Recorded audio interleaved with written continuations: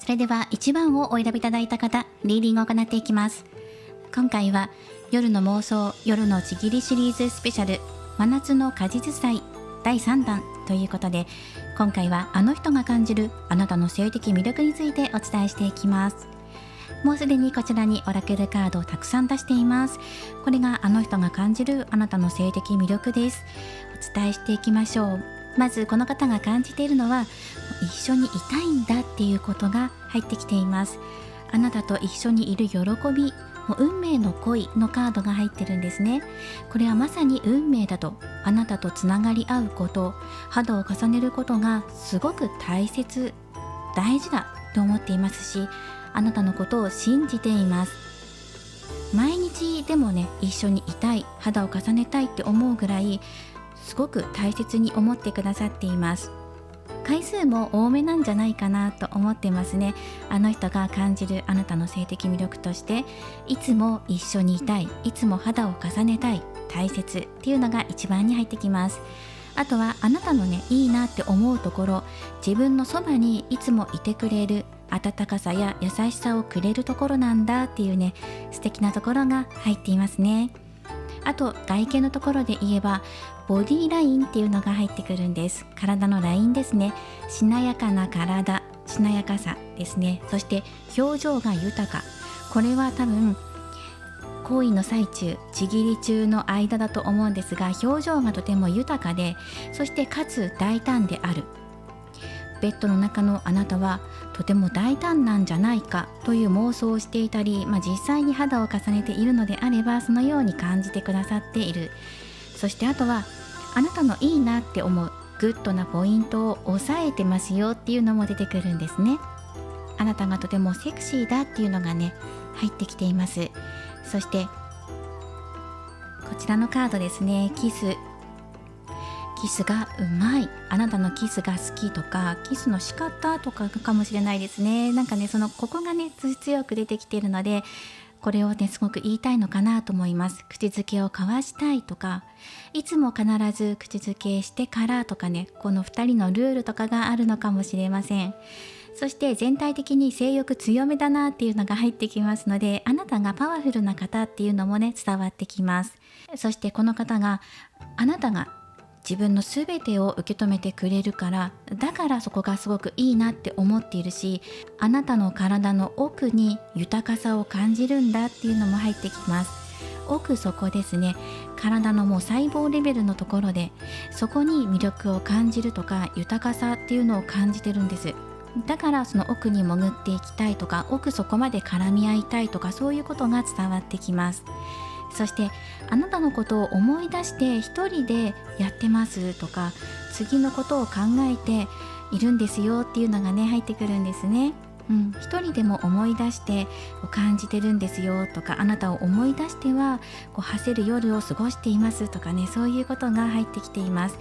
常にあなたのことを思い出しているんじゃないかなっていうのがねあるんです。なぜかというと、ここにも運命の恋っていうのがある通り、あなたに運命を感じているから、ご縁を感じているからっていうことです。体の相性がいいっていうことだと思うんですね。今回こちらのテーマで見ているので、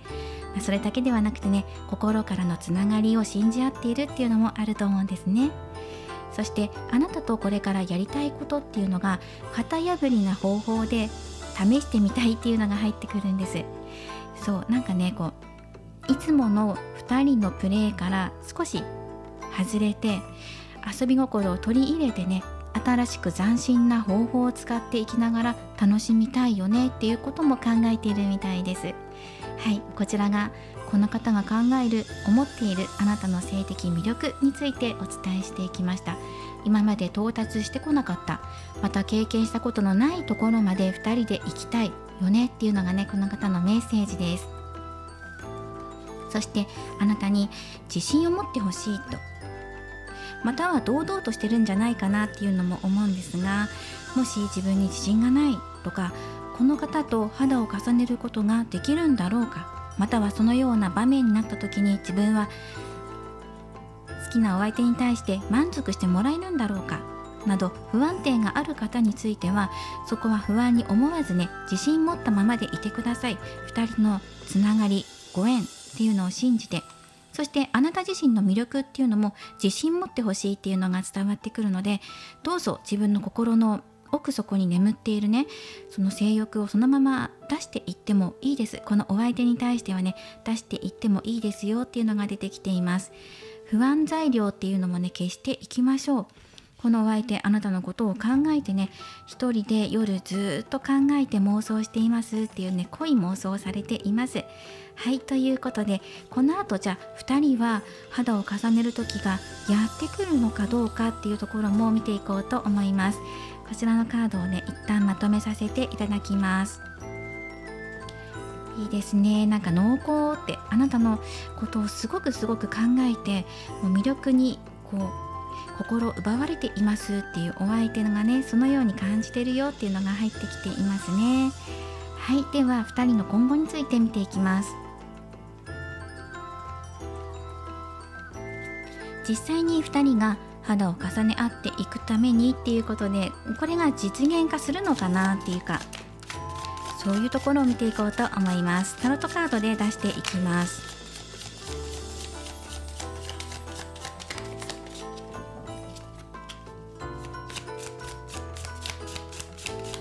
はい、今回はタロットカード5枚出して見ていきます。これからのお二人の流れです。あなたがどういうことをしていけばいいのか、そしてお相手はどう動いてくるのか、そして2人の課題点とは何なのか、2人がね、肌を重ねるために、はい、こちらですね。そしてもう1枚ね、出してアドバイスまでもらっていきましょう。はい。で、気になるところがあれば補足で出していこうと思います。まずはこの5枚出しましたね。まずあなたへのアドバイスカードです。あなたが今どういうことをすればいいのっていうと、カップの8が出てきています。自分自身にコンプレックスを感じているのであれば、そこは脱ぎ捨てていきましょう。もしね、改善できるところなのであれば、努力して改善していけるしっていうふうにね、言われています。体のラインが気になるとか、自分の容姿外見、もし変えられるところであれば、いくらでも変えていけるからって。あとは変えられないものっていうのはどうしてもあると思う、人によって。それは無理して変えなくてもいいんだと。それはいずれ2人が結び合うことで解決していくこともあるだろうから、今自分が努力できるところは努力して、そして今あなたが脱ぎ捨てていくものじゃあ何っていうと、勇気を持つことなんだよっていうのが出てきています。例えばお相手に話しかける勇気がないとか、自分から歩み寄っていくのは勇気がいるから、そこにね、今一歩踏み出せないっていう方は、そこを踏み出してみようっていうことで、あなたからアプローチをしていけば、このお相手の方が歩み寄ってきてくれる。お相手の動きを待つばかりじゃなくて、あなたから動く勇気を持ってみませんかっていうのが入ってきています。そしてお相手のところに、ここハングドワン、つなり人のカードが入っています。忍耐のカードなんですよね。少し時間をかけて待っているよとか、ここ時間かかるねっていうところなので、この人からの動きあるんですかって言ったら、現実的な動きは今すぐにはなさそうっていうところで、だからこそあなたの方から動いていった方が物事がスムーズに流れていきやすいんじゃないかなっていうのはあります。この人の状況にもよるんですね。そして2人の今の課題点というところでデビルのカードが入っています。まさしく誘惑ということで、すごく魅了されているっていうところ、魅了されていて、そしてだからこそっていうのもあるかもしれない。ドキドキするから、そこに実現化が入ってこない。お互い頭の中で思い描いているだけで、実際肌を重ねるまでに時間がかかるとか、他にも障害があるとか、とらわれていて現実的に歩み出していけていないよねっていうところがまず一つで、もうすでに体の結びつきがあるんですよって、つながり合ってますよっていう方に対しては、つながりが強すぎてお互い離れられないよって、お互いが惹かれ合いすぎてしまってくっつきすぎているんだよっていうところが課題で入っているんですね。はい、ということで関係性によって2つの課題点を分かれて出しました。そして具体的なアドバイスカードです。カップの5番にペンタクルのこちらはページのカードが入っています。今すぐお相手の方から動きがない、だからがっかりしないでねっていうのが入りますね。あなたの気持ちが揺れやすいっていうのが今の現状入ってるんです。今のあなたが揺れやすい時期に入ってるんだと思うんですね。だからこそ自分の心の芯をしっかり持つことっていうのもアドバイスとして入ってるし、余計なものってありますね。自信がないとか不安だって思っているところからまず抜け出しましょうって。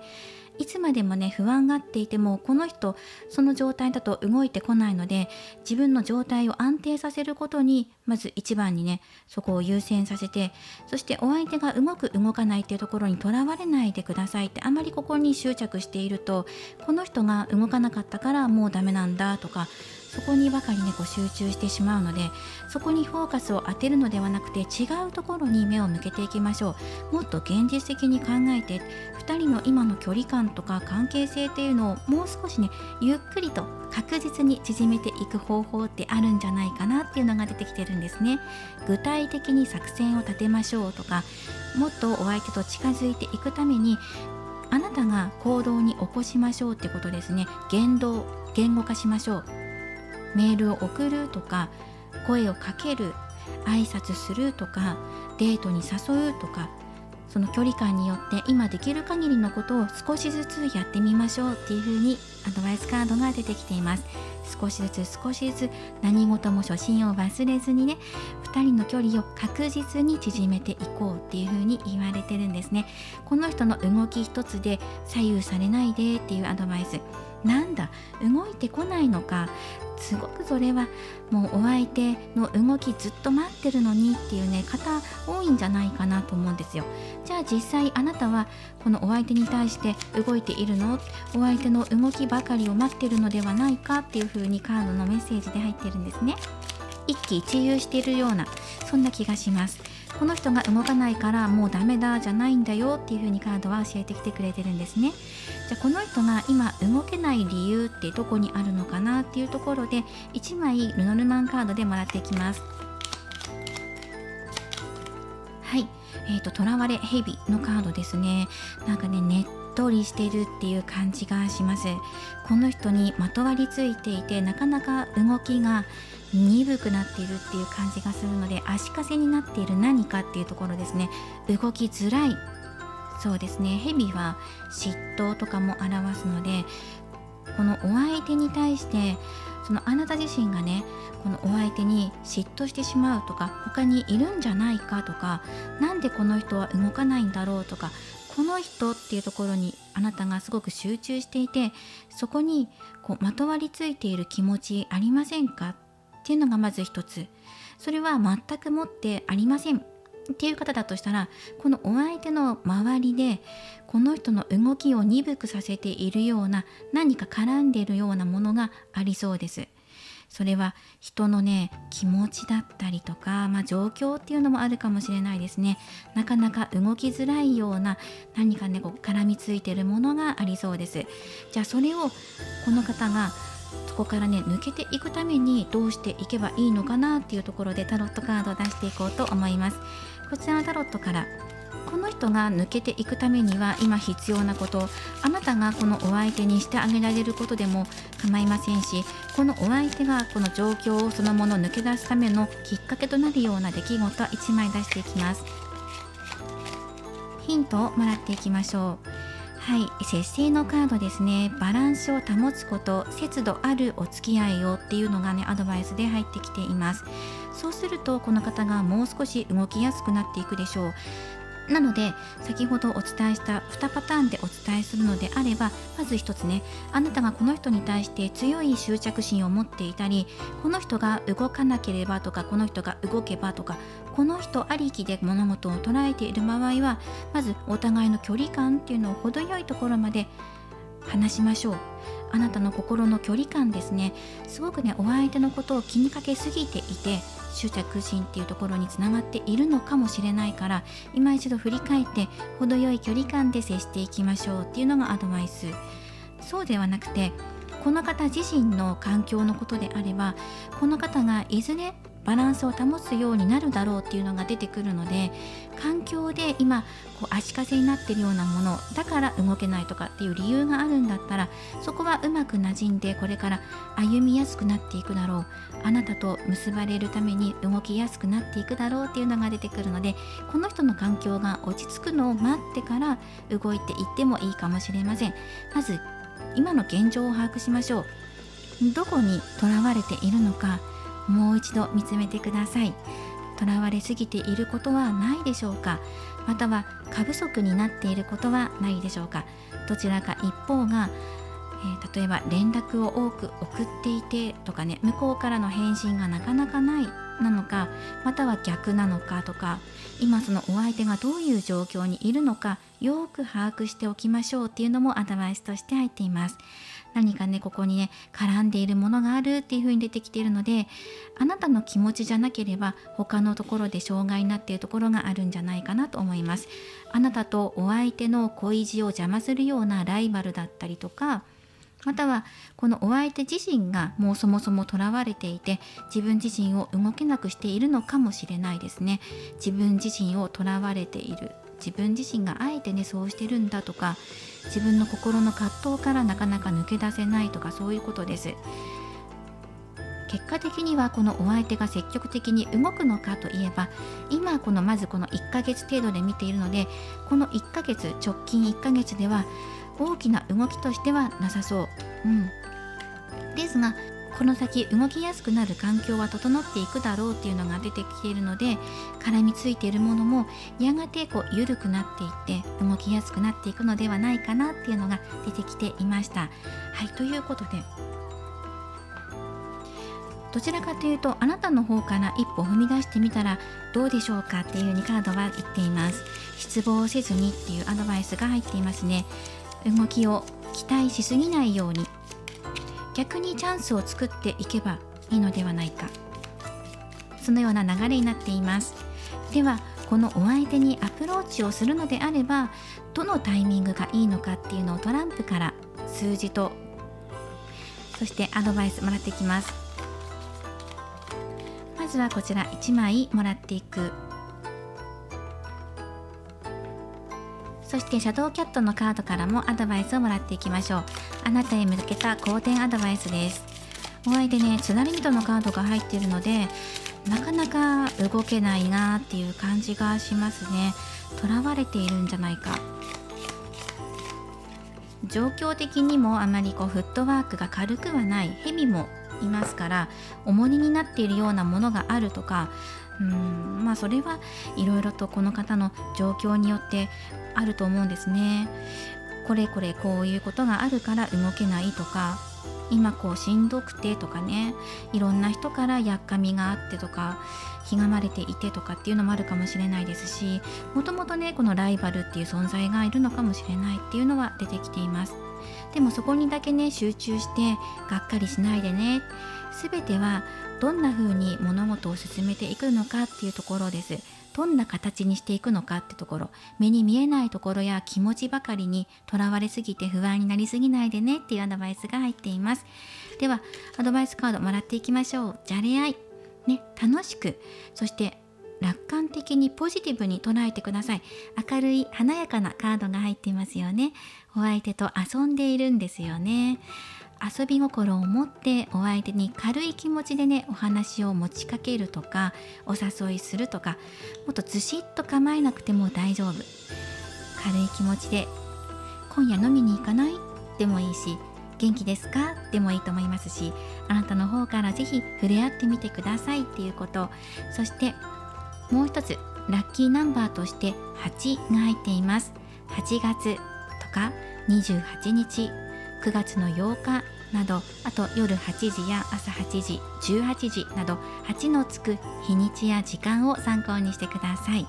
あとこちらのカードはですね、自分自身がとらわれすぎないようにっていう風にメッセージも入っています。このカードとらわれっていう言葉メッセージが入っているので、自分自身とらわれて自分自身をね締め付けすぎないように程よくゆるくやっていってねっていうことです。どこかでね窮屈な思いを今あなたがしているのかもしれないなっていうのが出てきているので、それをほどいてね心をなるべく余裕を持たせていくとうまくね好転していくんじゃないかなっていうアドバイスカードです。ラッキーナンバーもぜひお受け取りください。はい、そしてあとはこちらのお選びいただいたオラクルカードからもメッセージをもらっていきましょう。これねもう叫び声なんですよ。狼の叫び声、ワオーンっていうことで、あなたの声を世界中に届けましょう。あなたが思っていることっていうのを届けていく、自分で叫び声を上げていくんですっていうね、絵柄的に遠吠えですね。あなたの声を遠くからでもいいので、直接お相手に届けられる方は届けてもいいし、間接的に SNS で写真や動画とか文章とかを使って伝えたいことがあればそれを伝えてもいい、その手段として用いてもいいし、離れた場所から自分にしかわからないところで自分だけで日記に綴るとか叫ぶとかでもいいと思うんです。あなたの声を今表に出す時だよっていうアドバイスカードが出てるので、秘めているものぜひ今声に出してみてくださいっていうことです。どこで出したらいいんだろうっていう方は、一人でお一人様でカラオケとかに行って思いっきり叫んでくるとか、歌に乗せて歌ってくる、今の自分の気持ちやお相手に対する愛情っていうのをラブソングに込めてカラオケで歌ってくるなどすると、とても心がすっきりするんじゃないかなっていうアドバイスカードです。またはもうそのまま直であなたの言葉として文章や声にして届けるっていうことが一番いいかなと思います。そして今回こちらのドリームリチュアルオラクルを使っていますので、このカードで出た、こちらが満月と新月のカードなんです。ということは今これ直近で日にちを出しますと8月20日、9月3日、9月18日、このあたりがラッキーデーになってくるかなと思います。満月の日や新月の日、このあたりをぜひポイントに押さえてください。はい、今回はあの人が感じるあなたの性的魅力、そしてこの後ね2人が肌を重ねていくためにっていうところまで見ていきました。今回は真夏の夜の果実祭ということでスペシャルでお届けしています。これからも様々なリーディング動画を投稿していきますので、よろしければ高評価やコメント、そしてチャンネル登録をよろしくお願いします。ではまた次回の動画でお会いしましょう。最後までご覧いただきありがとうございました。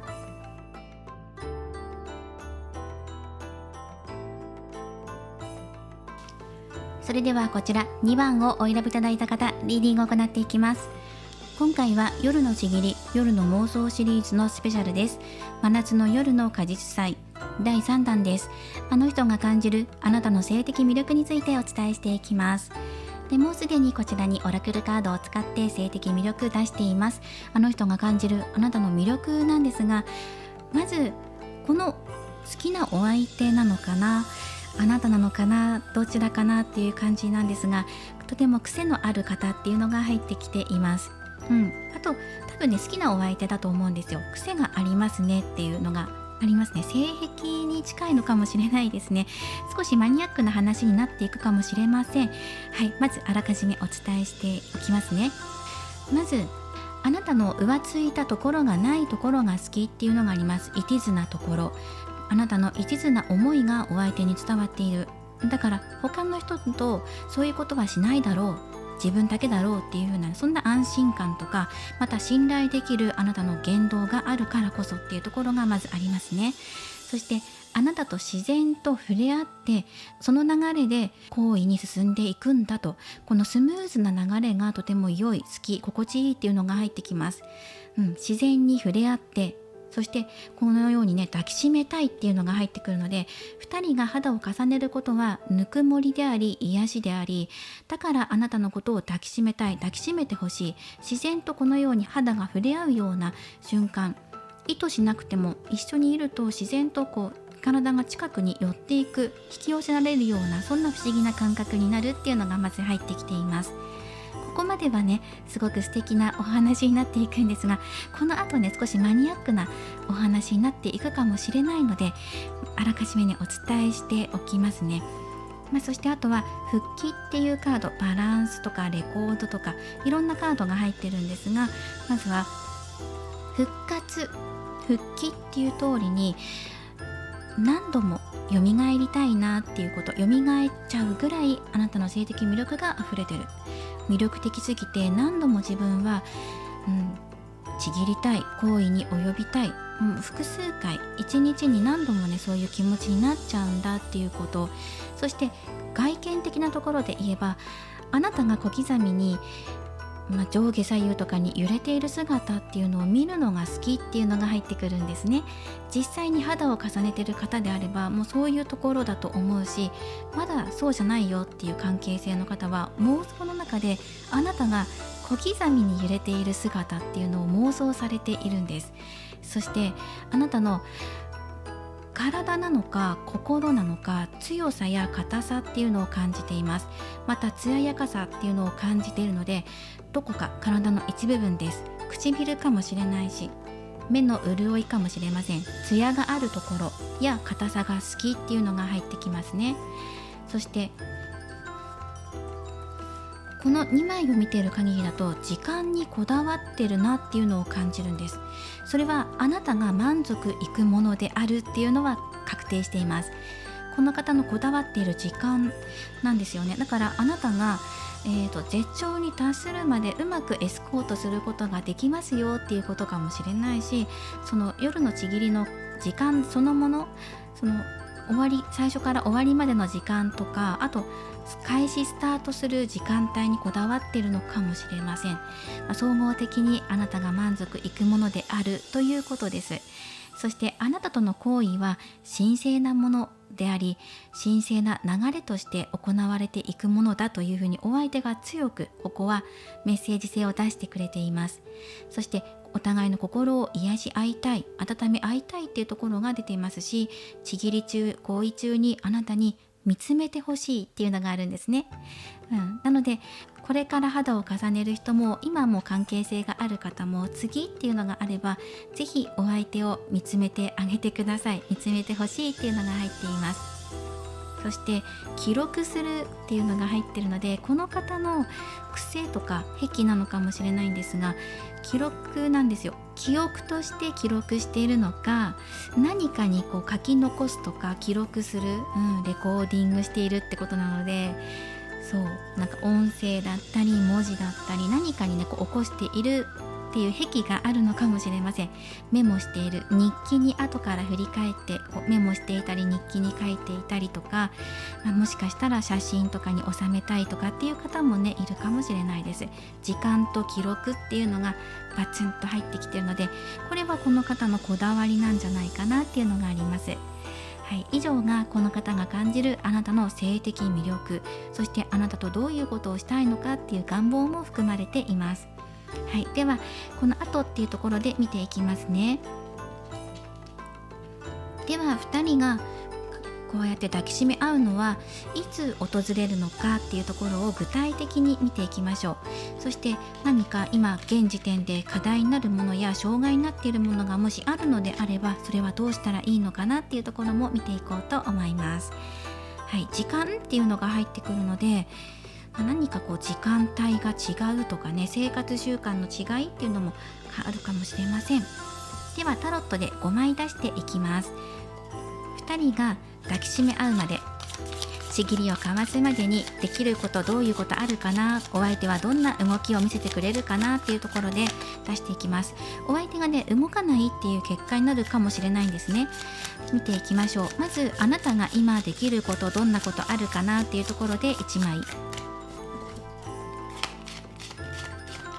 そしてお相手は動いてきますかっていうところでお相手の動きを見ていきます。そして今の2人の課題点っていうところです。そしてあとはアドバイスカード、この後どうなっていくのかなっていうところでもう1枚出します。そうですね、2 2人が結ばれる可能性、肌をね重ねる可能性、実現化する可能性は何%ですかっていうふうに聞かれると、50% からあなた次第で 80% ぐらい 90% ぐらいまで引き上げることができるよっていうのは入っています。あなたのところに太陽ね、すごく素晴らしい、輝かしい、明るくて成功を約束しているすごく強いカードが入ってきてるんです。そう、自信、成功、前に進んでいく、進めばうまくいくっていうね、だから自分を信じてっていう、そんなメッセージですが、逆にお相手の方がソードの5番っていうことで、今そうですね、胸を痛めるようなことがあったりとか、周りから何か言われたりとか、環境の変化に今対応しきれないとか、対人関係のもつれとか、そういうことが今出てきています。なので可能性としては 50%、 低く見ても 50% なんですね。お相手のカードがちょっと悪いなっていうふうに思いました。あなたのところがすごくいいから、ここがちょっとね極端にちょっとバランスが取れていないので、ぜひあなたの力でお相手の悩みとか環境とかのサポートに入っていただけたらなっていうふうに思います。そして2人の今課題になっているところにカップのページ、そしてアドバイスカードカップの5番、そしてペンタクルの2番っていうふうになっていきます。でペンタクル2番が入っていますから、ここね陰と陽のバランスが取れて一体化していくでしょうっていうふうに言われています。なのでここで可能性がぐっと持ち上がっていくんです。あなたの力が強ければうまくいけば9割ぐらい、もうほぼ確定と言ってもいいぐらいね、2人が肌を重ねるのは確定するんじゃないかっていうところまで持ち上げることができます。そうなんですよね。あなた次第だよっていうところは入っています。でも自分を信じて、あなたは今エネルギーに満ち溢れている。ぜひお相手を救ってあげてほしい。でお相手が今ここ対立のカードが出てるのはなぜなのかなっていうところで、深掘りでノルマンカードを使っていきます。お相手がそうですね、心穏やかではないなっていうことは出てきています。それはなぜなのか1枚もらっていきます。なぜか、鍵のカード、解決策を探している、またはもう間もなく解決しそうだ。なぜなのか、何か包まれている、隠されていることがあった、未解決になっていることがあった、隠されていた、明かされていないことがあった、それがもう間もなく解決するとか、明かされる真実が語られることによって、やっと平和っていうところになっていくのかなっていうふうに思います。今は平和に行く手前、物事が平和的に解決するちょっと前のところに今いるので、もう少しです。待ってくださいね。タロットカードでも出していきましょう。それは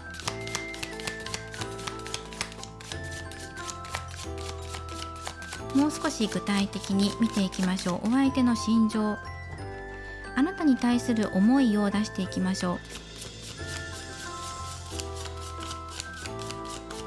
お相手が今慌ただしいので、この方からの動きっていうのはすぐにはなさそう。でも鍵のカードが出てるので、落ち着いたら動くとか解決へ向かっていくっていう流れです。あなたに対する思いで1枚出していきます。ジャッジメント、ここにね復帰のカードも出ていたんですよ。ここのカードですね。復帰、復活とか再会とかも表しているので、このカードのメッセージ自体が一度離れてしまった距離がまた縮まっていくとか、そういう意味があるんですけど、もしかしたらね、中にはこの対立とか揉め事があって一度離れてしまったとか、2人の環境が揃わなくて遠距離になってしまったとか、なかなか連絡が取れないとかっていう方もいるかもしれないですね。うまくいかなかったものがいい流れになっていく、あなたに対してもジャッジメントなので、あなたがこれからのあなたの動き方次第で、この人の状況とかあなたに対する思いっていうのも明確なものになっていくと思います。自分を信じてください。大丈夫、大丈夫だよって、私大丈夫なんだっていうふうに思ってくださいね。その距離が離れちゃったとか、一度お別れしちゃったとか、復縁とか、そういうのにこだわらずにね、そこに当てはまらない方でもこのお相手が今あなたのことをよく考えて答えを出そうとしているところだと思います。そのヒントが出たとか、解決するためあなたに対する返事や回答、気持ちの、自分の中の気持ちですねがはっきりと見え始めたのかもしれない。今そこにいるよっていうところなのかなと思います。この人の環境がいい悪いはまず一度置いておいて、まず心がざわざわしているので、ここのざわざわしているところに対してあなたへのお気持ちはこれからはっきりするだろうっていうのが出ています。そしてざわざわしている気持ちや環境っていうのも落ち着きを取り戻していきます。なのでね、この方に今あなたができることって何なのかなって言ったら、ポジティブなエネルギーを送ってあげることです。この人の状況的に今対立が起きているとか、誰かと揉めているとか、例えばね、お仕事やこの人の生活状況が慌ただしいのであれば、心の拠り所として元気を与えてあげることをするとか、あとはこの人の状況はそこまで悪くない、あとは私とこの人の2人の距離を縮めていきたいというのであれば、振り向いてもらうためにもう誠心誠意込めてアプローチし続けていく。明るく大胆に勇気を持って動いていきましょう。で、明るい気持ちがいずれこの人の中の答えに結びついていくだろう。あなたがポジティブな思いでいれば、この人もポジティブな答えを出してくれるし、そうでなければネガティブな方向に向かっていってしまえば、この人も答えを出しづらくなっていってしまうので、できるだけ良い印象を与えていくとか、そのようなイメージを持ってください。好印象を持ってもらいたいなっていう、その純粋な気持ちがそのまま伝わっていく時なので、あなたに対する思いとしてはここに出てきています。ジャッジメントが出ているので悪くないです。すごくいいです。いい結果、いい答えっていうのを受け取ることができるんじゃないかなと思いますね。はい。そして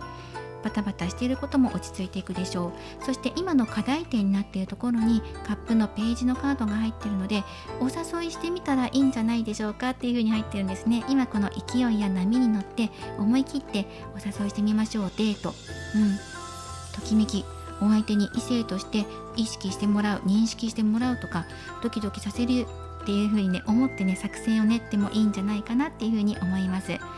いですね。可愛らしく純粋で、そんなあなたっていう魅力が伝わりやすい時だから、この波に乗って今向かっていきましょう。アプローチしていくといいんじゃないかなと思います。そしてこちらがアドバイスカードと今後の流れです。あなたのその言動とかアプローチ次第で2人の抱きしめ合う確率が変わってきます。できるだけ可能性を高めていきましょう。何を気をつけたらいいのかって言ったら、ここですね。このカップの5番は失望とかがっかりしちゃう気持ちなんですね。期待外れ、自分が思っていた通りに物事が運ばないから気持ちががっかりしちゃうんだけど、でもね、本当は希望が残っているから、もう全てが終わりなんだではなくて、全て終わりなんだって思う気持ちじゃないところに目を向けてねっていう風に言われてるんです。もうダメだって思うことがあるかもしれないけど、いざ後ろを振り返ってみたら、まだこんな解決法があったんだとか、こんなアプローチ法があったんだ、もう少し頑張ってみようかなっていう気持ちになれると思うので、ぜひその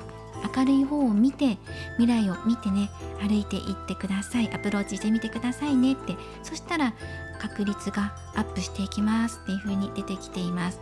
柔軟に物事は流れていくだろう。今までガチガチにお互いが固めすぎていて、ぎこちなくて、縮められなくて、動きづらくて、お互いの出方を待っていて、そんな方は頭を柔らかくしてお相手に優しく話しかけていかれると、物事がスムーズに流れていくんじゃないかなと思います。そして決して過去は振り返らずにね、今見ていくのは明るい未来だけだよっていう風に太陽のカードが伝えてきてくれています。デートできていないんじゃないかなっていうのが課題点として入っているので、何かお相手に意識してもらえるようなお誘いですね、するといいんじゃないかな。あなたの方がすごく明るいエネルギーのカードなので、ぜひこのエネルギーをねうまく活用して、今のこのお相手のトゲトゲしい環境をねぜひ助けてあげるような、そんなお気持ちでいられるといいと思います。ではトランプを使って具体的なラッキーナンバーメッセージをもらっていきます。このカードの並びを見る限りだと、お相手からすぐに動くっていうわけではなさそう。物事の、バタバタしているものが落ち着いたら、この方からのお誘いっていうのもあるかもしれないんですけど、それを待っているだけだとすぐに物事がうまく流れていかないし、がっかりしちゃうだろう。だからあなたの方から動いていく、お誘いしていけるんだったら一番いいんだけど、なかなかね、お誘いまで勇気出ないよっていう方は、まずはお相手の癒しとか元気とかっていうのを伝えていって、元気出してって励ましや癒しになるといいのではないかなと出ています。はい、まずラッキーナンバーは7です。直近で言えば8月27日、9月7日、9月17日、または7時、17時などもいいでしょう。日時は7のつく日です。そしてこちらのメッセージは優位のカードですね。自分が一歩前へ進んでいくんだっていう気持ちを持ってください。または状況的にあなたが有利な方向に働いていく流れになっていくかもしれません。その時にぜひその流れに乗って掴み取っていきましょう。あともう一歩何かが足りないのかもしれないです。何が足りないのか、具体的にルノルマンで補足もらっていきましょう。何か一つポイント押さえておきたいものがありそう。1枚あなたが押さえておきたい、あとこれが欲しいっていうところが欲しい、1枚欲しいですね。レターのカードです。レターのカードは伝えるっていうことです。またはお知らせが届くとか、そういうことも表しているんですが、今あなたがこれが欲しいと思っているものは、そうですね、お手紙を出す、自分の気持ちを伝える気持ちというか、今の状況を伝えるとか、あなたが伝えることっていうのにポイントを押さえてください。書き留める、自分の気持ちや状況とか、自分のことや相手のこと、何か伝えるっていうことをね、あとこれが足りないんじゃないかっていうので出してるので、ぜひこれをそうですね、お相手に伝えられるのが一番いいんですけど、もしかしたらそのお相手の状況がバタバタしていて、お相手直接じゃなくてそうじゃない人に何かあなたが今伝えたいことがあるのかもしれない。この人にこれを伝えたいっていう思いがあれば、ぜひその該当する方に伝えましょうっていうのがありますね。レターのカードです。または7のつく日に通知がやってくるかもしれません。お手紙なので、現代で言えばメールとかね、 DM かもしれませんが届くのかなと思います。これをきっかけにあなたの、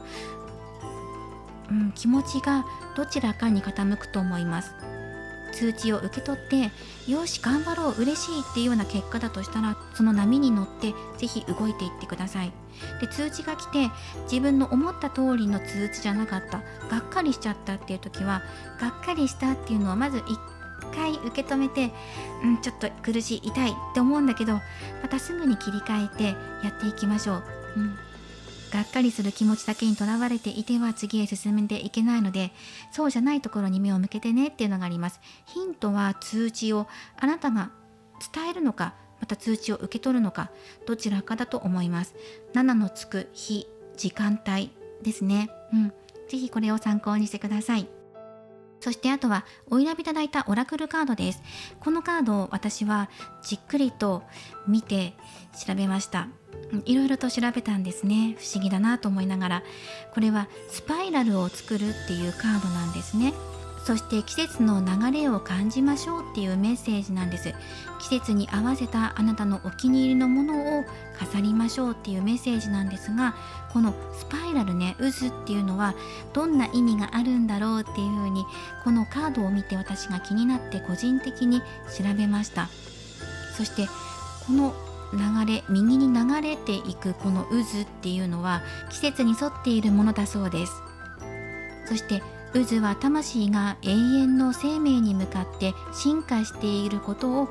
表している、表現しているそうなんですね。エネルギーの流れを、渦を作る、つまりはこのエネルギーの流れを作り出していきましょうっていうことです。渦ってどういう意味があるのかなって個人的に思ったので、いろいろ調べたら魂のつながりや魂の流れを表しているそうなんですね。昔からこの渦巻き模様っていうのがありますよね。古代からね、古代の人たちがこのようにね飾りを作ったりとか絵に描いたりとかね壁画にしたりとか渦の模様ってあったんですけど、これは魂のエネルギーの流れ、特に右のこの流れの渦っていうのは季節やこの年月に沿って書かれているそうなんです。この右回りっていうのが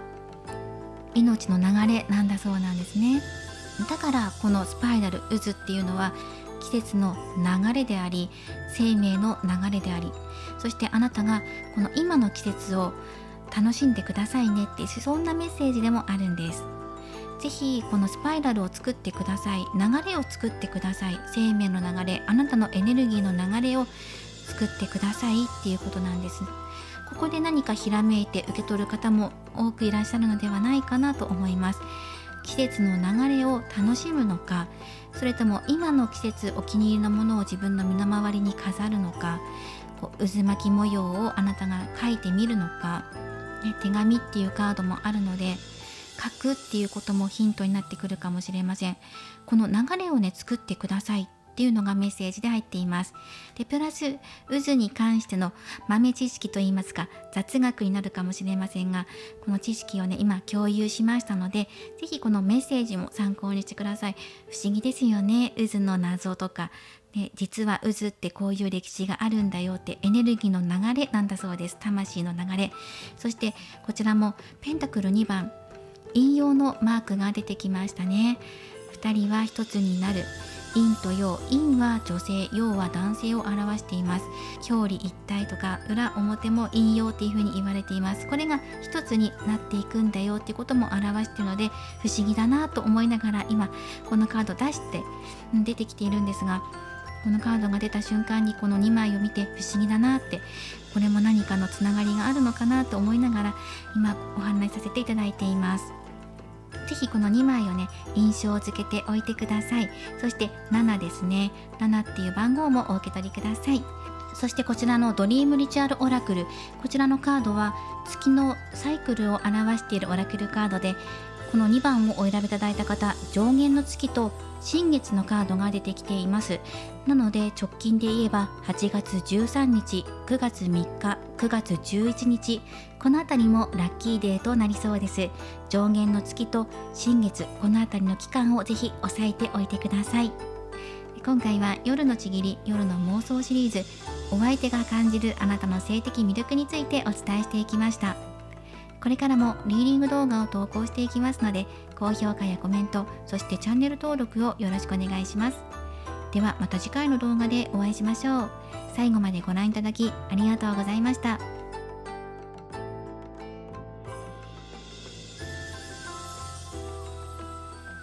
それでは3番をお選びいただいた方、リーディングを行っていきます。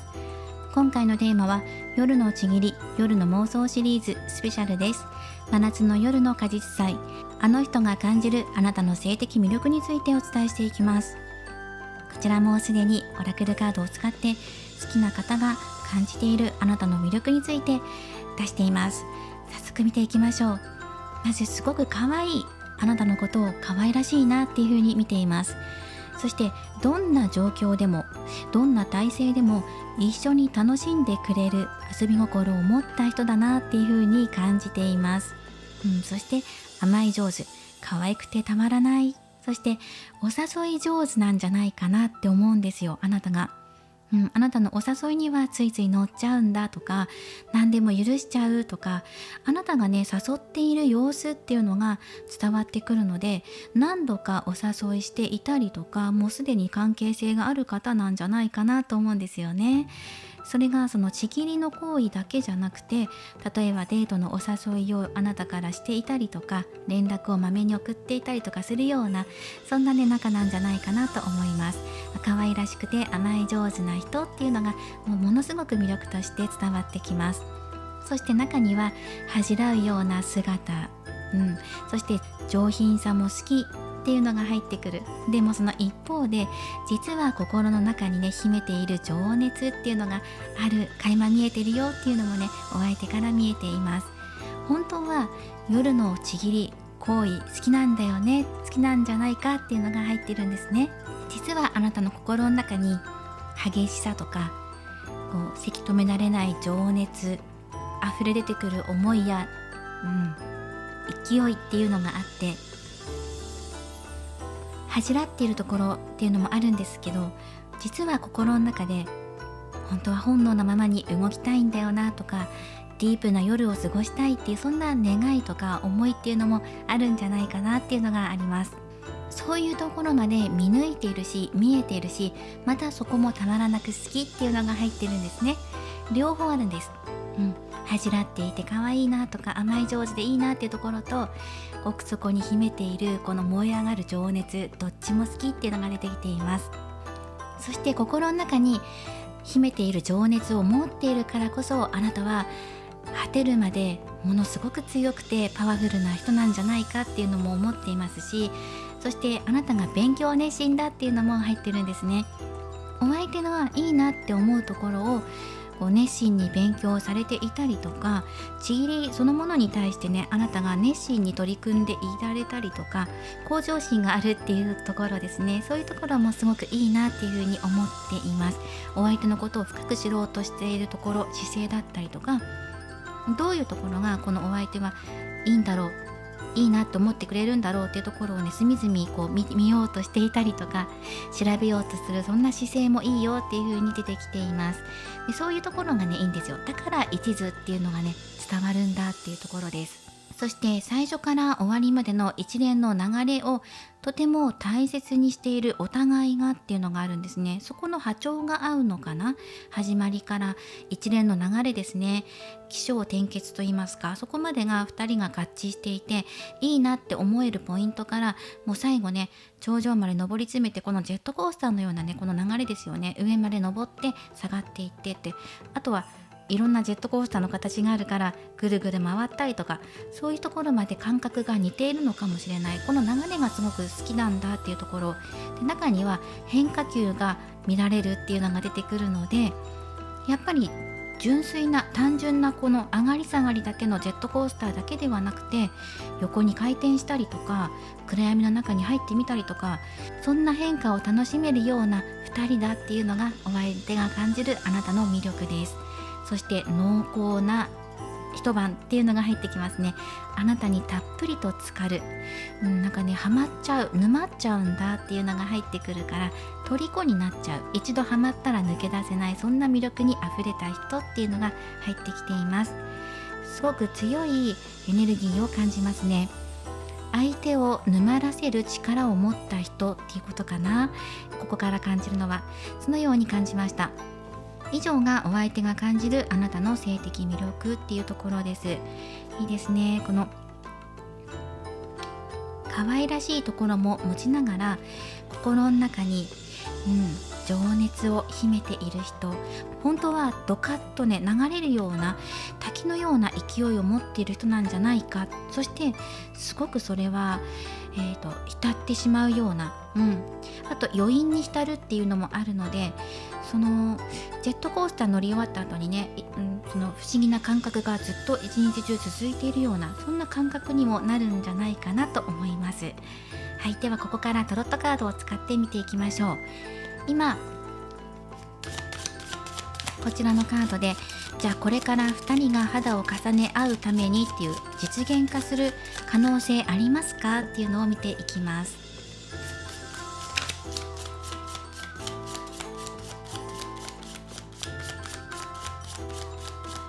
まず今のあなたにできることは何でしょうか。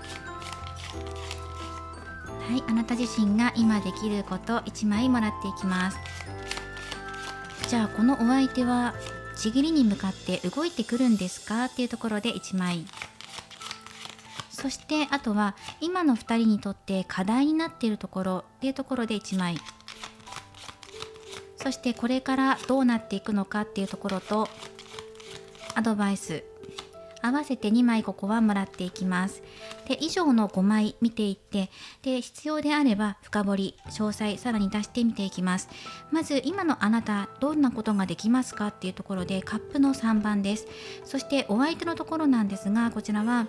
エンペラーのカードが入っていて、2人の課題点にカップの10、そしてこれから今後どうなっていくのか、そしてアドバイスカード、ここはですね、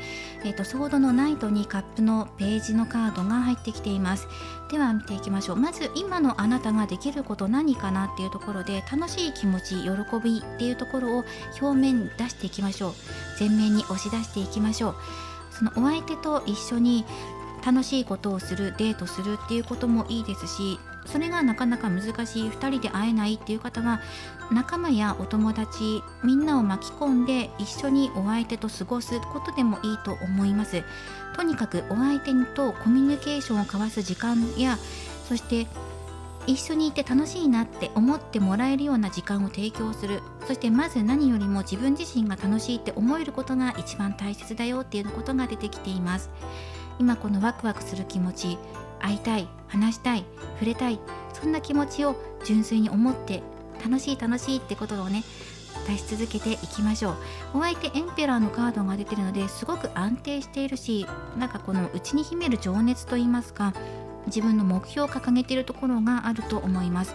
あなたに対しても好意を持ってみてくださっているので、好意的ですね、前向きに捉えてくださっているので、あと安定しているっていうのがある。あなたを守りたいとか、可愛くて守りたくてっていうね、そんな気持ちでいっぱいなんです。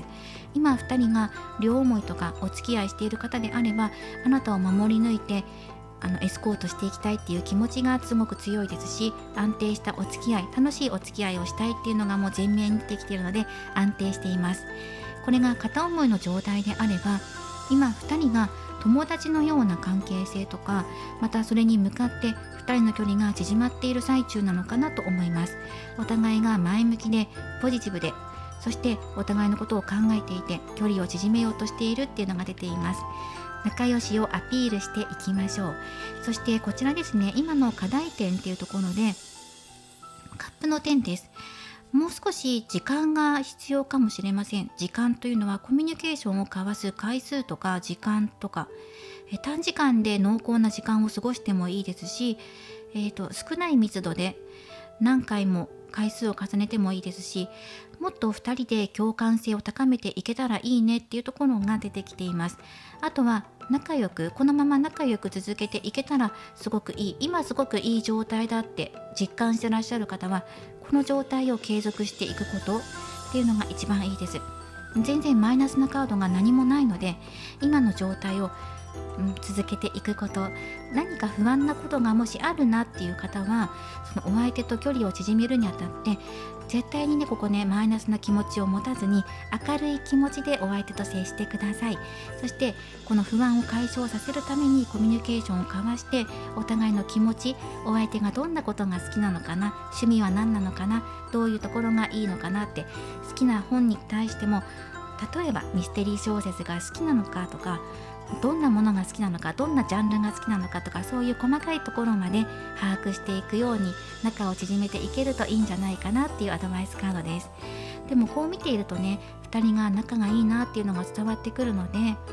どうでしょう、浅い関係性だとしたら、これから仲をね縮めていくチャンスっていうのがいっぱいありますから、積極的に話しかけていってみましょ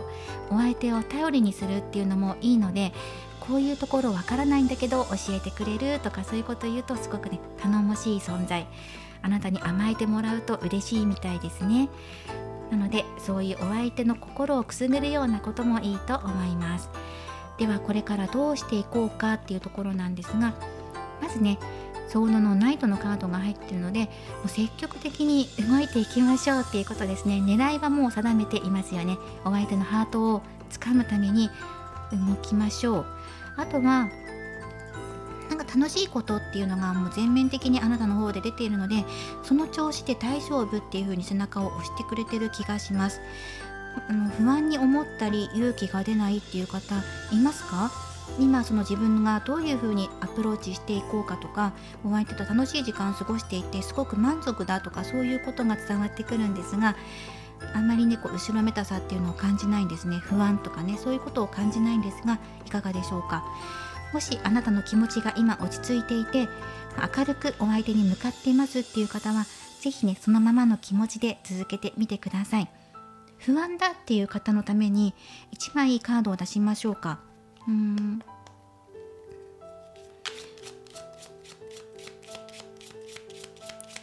ただあなたが今考えていることをそのままの通り進んでいっていいですよっていうふうに言われているんですね。お相手を射止めたい、ハートをね射止めたいとか、デートにお誘いしたいとか、そう今考えていることを実行する時ですよっていうふうに言われているので、今思い描いていることがあるんじゃないのかなと思いますね。どうでしょう。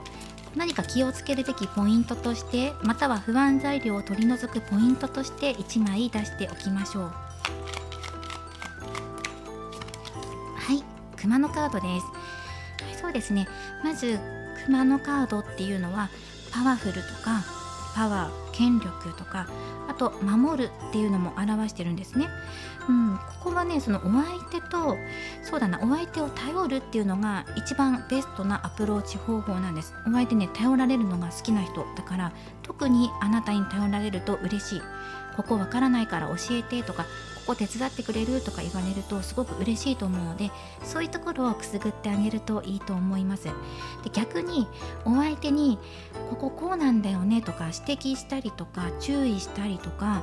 ここ間違ってるよとか、そういうこと言うとどうでしょう。そのお相手のその時の気分によって、気分というかテンション感とか、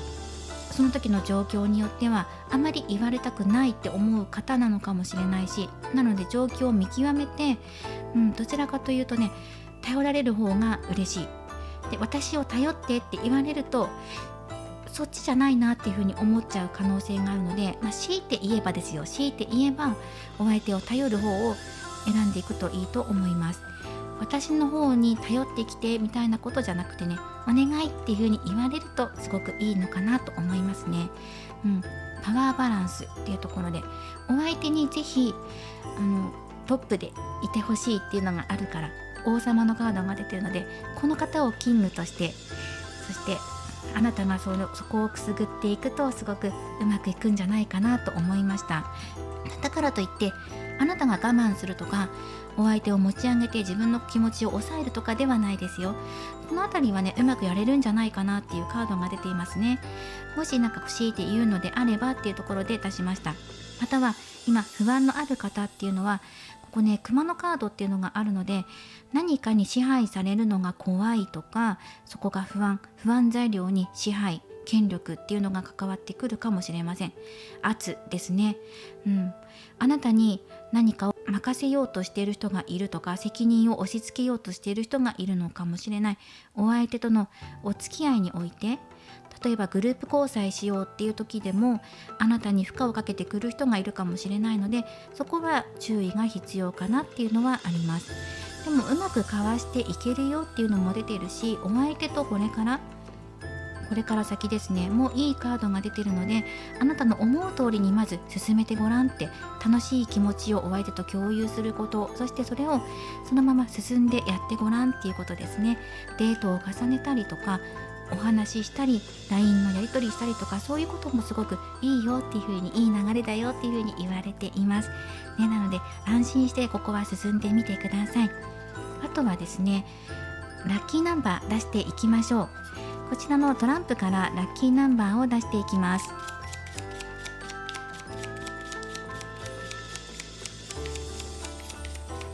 お相手があなたに対するお気持ちっていうのもとても安定しているので、不安に思っていることとかも心配していることとかもあまりなく、あなたと一緒にいると楽しい、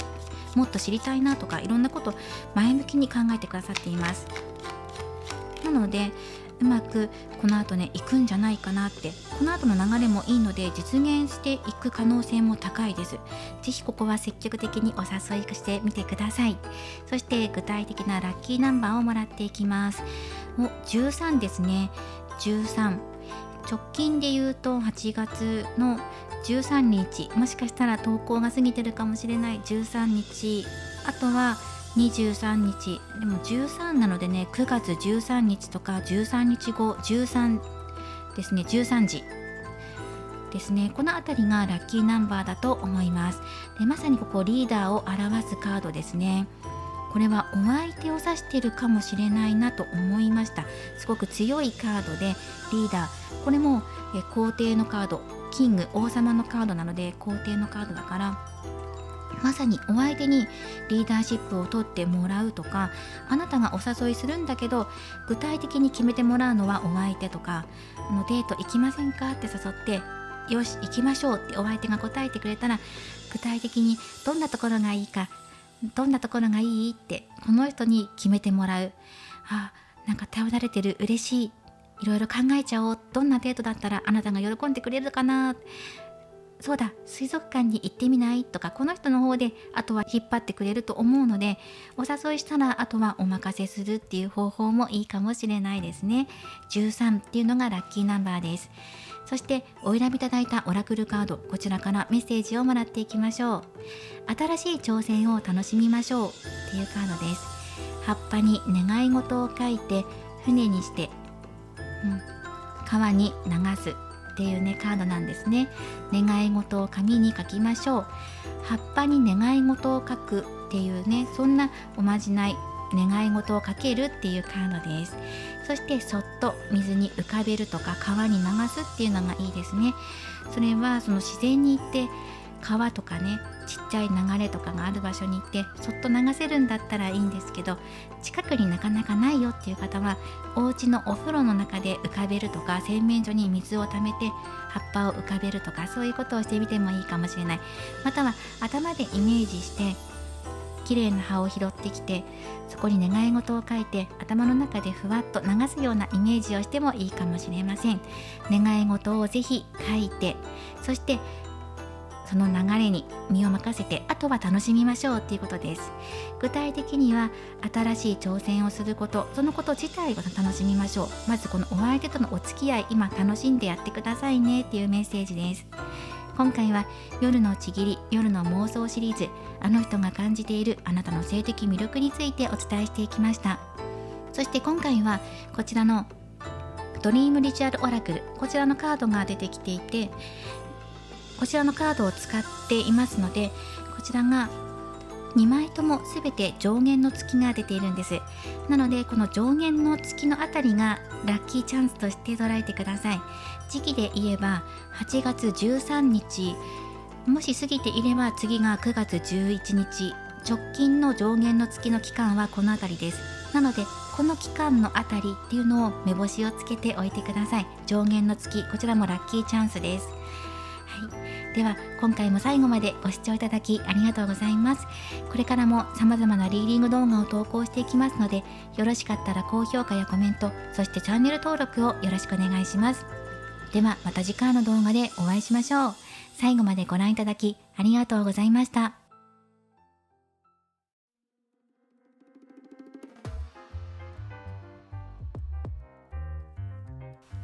今回のリーディングは以上となります。いかがだったでしょうか。夜のちぎり、夜の妄想シリーズスペシャルです。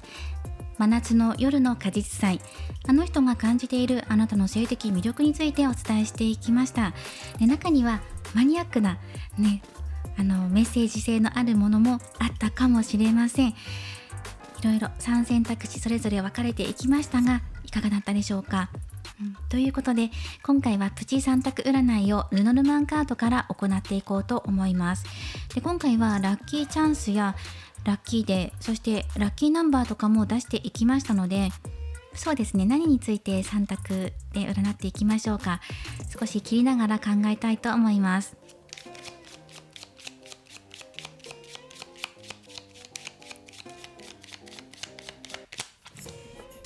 そうですね、そしたら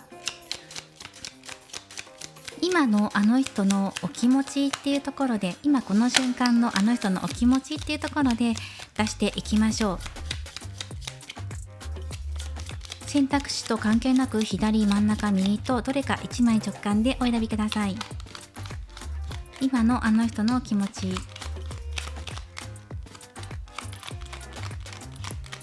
このプチ3択占いの結果と、あと先ほどお選びいただいたそれぞれの選択肢合わせて読み解いて、お相手とどう付き合っていこうかなっていう風に考えてもいいかなと思います。まず左をお選びいただいた方です。ハートのカードです。お相手本命なんじゃないかな。そのままですね、愛情を表すカードです。あなたのことを好きとか愛しているっていうのが出てきていますね。真実の愛です。あなたのことを好きとか好意的に感じてくださってると思うので、プラスお選びいただいたカードと合わせて、これからあなたがどのようにアプローチしていくのか、またはお相手から来てくれるのかとか、そのあたりを組み合わせてご覧になってください。これはもうあなたのことを好きっていうことが出ています。では次、真ん中をお選びいただいた方です。11番、無知のカードです。これは気合を入れるカードですね。気合が入っています。または厳しさとかも表していますので、ここはそうですね、あなたとお相手の今の関係性によっても変わってきます。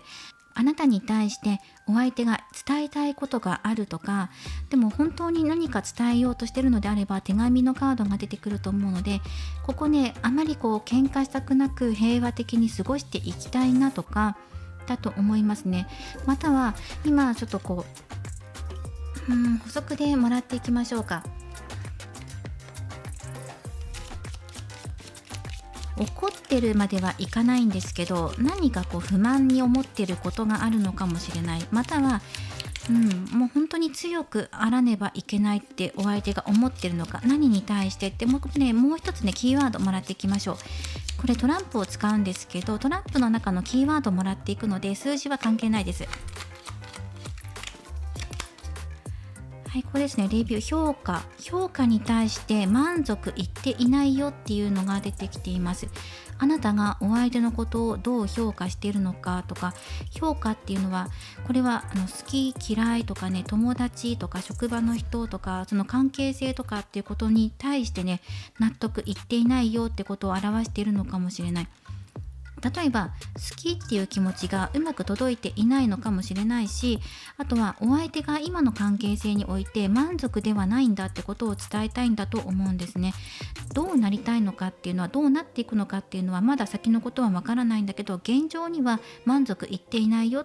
もっと良くしていきたいと思ってるのか、このお相手の中でどういう関係性にしたいのか、もう一度これは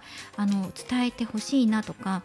あなたの気持ちをね伝えてほしいとか、あなたがどうしたいのか教えてってことかもしれないし、この人の中でどういう関係を求めているのかっていうのは、これから先また変わっていくのかなというふうに出てきています。今の現状満足いっていない、だからこそ未来どういうふうになっていくのか、お相手とどういうふうに歩んでいくのかっていうのをもう一度作戦考えてみてもいいかもしれない。私が勇気を持って伝えていけば変わっていくのかもしれないし、またはこのお相手がこうしたいんだよね、こういう関係になりたいんだよねっていう風に伝えてくるかもしれないし、この先の未来っていうのは変わっていくので、より良い関係性になっていくためにも、今の2人の関係性を見直してみて、改善できることがあれば改善し、より良い流れを生み出していきましょう。そして右をお選びいただいた方です。お相手のカードが出ていますね。ここもトランプで補足をもらっていきましょう。自分自身っていうカードが出てますね。自分のことでいっぱいいっぱいなのか、それとも自分に集中したいのか、なんか自分っていうことを言ってますね。もう少しね、1枚補足でもらっていきましょう。トランプで。これも数は取っていきません。はい、こちらのカードです。このカードは貢献を表しています。自分が今注力を注いでいることに夢中になっているのか、それとも自分の地位を確立させたいのか、安定を求めているのか、安心感を求めているのかっていうところです。あなたに対する気持ち、あなたに対するお気持ちとして見ているので、自分のことをもっと考えてほしいなとか、信頼してほしいなとかね、あとは自分があなたに何かしてあげられることないかなとか、また逆かもしれませんしね。頼ってほしい、頼られたい、頼りたいっていうことかもしれない。信頼関係とか貢献っていうワードなので、お互いが今、どういう関係性なのかなっていうこともちょっとね、それぞれ違うかもしれないんですが、今お互い何がし合えるのかなっていうことをね、伝えたいのかなとも思います。自分自身があなたに対して信頼してもらえてるのかな、またはあなたを守ってあげられてるかな、頼ってもらえてるかなっていうことかもしれない、このあたりかなと思います。または安定した関係を自分から積極的に作り上げていきたいんだってことも表しているのかもしれませんね。はい、今回はこちらの3択で分かれていきました。今のお気持ちとして、今この瞬間のお気持ちとしてお受け取りください。またこれから未来どんどん変わっていきますから、より良い未来を作り上げていきましょう。では今回も最後までご視聴いただきありがとうございます。いつもアフタートークまでお付き合いいただいている方々、本当にありがとうございます。よろしかったらこのプチ3択占い、どれを選んだのかコメント欄にて教えてください。そしてまたプチ3択占いでどんなことを占っていくのか、その時々によって変わってきますから、またぜひ次回もお楽しみください。ではまた次回の動画でお会いしましょう。チュラでした。